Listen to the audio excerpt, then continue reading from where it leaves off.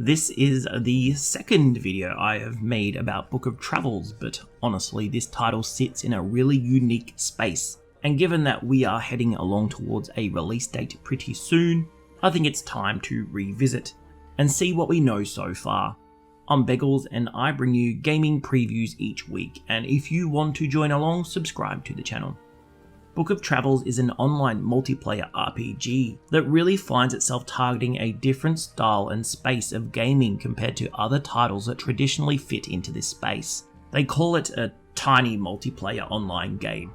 And that's not because the world is small, indeed it's quite large with scope for many interesting events and interactions. However, the number of players that are present in each world is quite small, which means that you won't have a huge amount of chances to meet people playing this game online.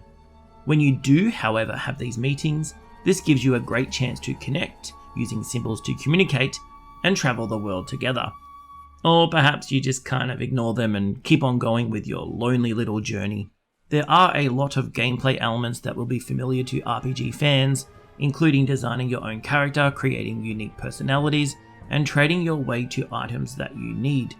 But there is a large freedom in terms of exploration and game narrative that might be a new experience for players. As the developers have said, there is no real beginning or end with this game, and where you end up is really determined by the choices you make and the mindset you have in taking on this adventure. The art within Book of Travels is quite stunning, described as hand-painted dioramas, and it hits you very quickly that there's been a huge amount of time and effort in making this a very unique world that looks unlike any other game that I can think of.